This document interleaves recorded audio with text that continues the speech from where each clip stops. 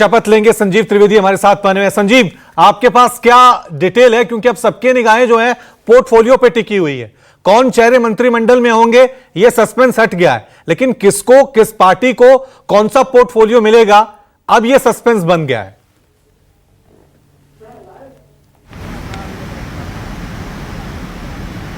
जी हाँ, जाहिर है अब जब नाम सामने आ गए हैं तो पोर्टफोलियो एलोकेशन कैसे होता है और किसको क्या मिलता है, जाहिर है इस पर सबकी निगाहें हैं।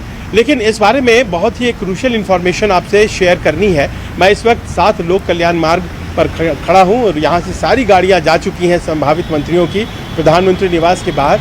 आपको ये जानकारी देनी है कि जो पोर्टफोलियो एलोकेशन का सवाल है, सिर्फ और सिर्फ प्रधानमंत्री उसको तय कर रहे हैं।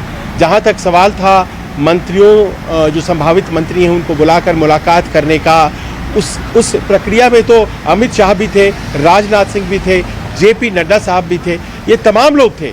लेकिन रहा सवाल पोर्टफोलियो एलोकेशन का, तो ये आपको क्रूशियल पीस ऑफ इंफॉर्मेशन है कि उसमें कोई भी व्यक्ति जो है प्रधानमंत्री के अलावा उसमें कोई भी और काम नहीं कर रहा है। प्रधानमंत्री और संभवतः उनकी टीम होगी, लिस्ट उनके पास है, किस नाम के आगे कौन सा पोर्टफोलियो लिखा जाएगा, एकदम स्पष्ट तरीके से इस बात को अपने दर्शकों से हम साझा करना चाहते हैं। उसमें कोई भी दूसरा व्यक्ति साथ नहीं आ रहा है। अब देखिए इसमें कौन कौन सी ऐसी चीज़ें हैं जो कि इस बार आपका ध्यान खींचेंगी। जहाँ तक सवाल पोर्टफोलियो एलोकेशन का है, वो ध्यान खींचेंगी ये कि बहुत से ऐसे मंत्रालय हैं जिसके मंत्रियों को या तो दोबारा जगह नहीं मिली या वो चुनाव हार गए। हारना भी क्राइटेरिया नहीं है, क्योंकि आपको याद होगा 2014 में तो स्मृति ईरानी को हारने के बावजूद मंत्रिमंडल में लिया गया था और इस बार भी रवनीत सिंह बिट्टू को हारने के बावजूद मंत्री में लिया गया है। लेकिन जैसे अब आप देखिए कि Rajkumar Singh, RK Singh power minister थे, वो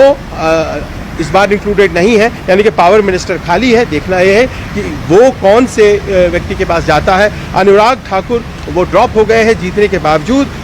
साध्वी निरंजन ज्योति वो नहीं है, हार गई हैं। संजीव बालियान ग्रामीण विकास में थे, ये भी नहीं है। आप देखिए राजीव चंद्रशेखर ड्रॉप हो गए हैं। राजीव चंद्रशेखर आईटी मिनिस्टर ही थे, तो आईटी मिनिस्ट्री किसके पास जाएगा, नए व्यक्ति के पास जाएगा।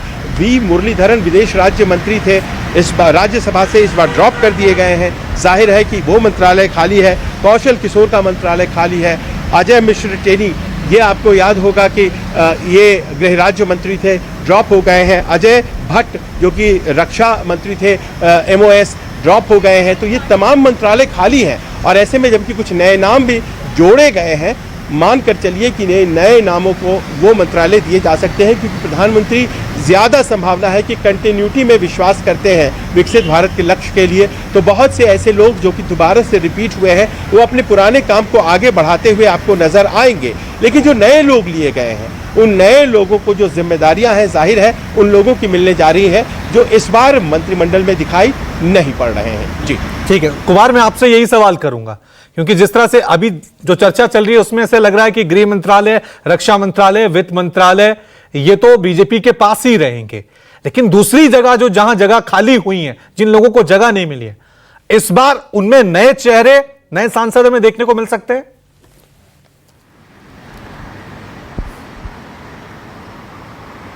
देखिए बिल्कुल, कम से कम अगर शुरुआत की बात कर ले, जो टॉप मिनिस्ट्री होते हैं 4-5 प्रधानमंत्री के अलावा गृह, वित्त, इसके अलावा रक्षा, ये सभी जो तमाम मंत्रालय हैं, इसके चेहरे बीजेपी के पास रहेंगे। बीजेपी के जो नेता हैं वही इस पे रहेंगे। स्पीकर के पद की आप बात इससे पहले कर रहे थे, स्पीकर भी बीजेपी के पास रहेगा।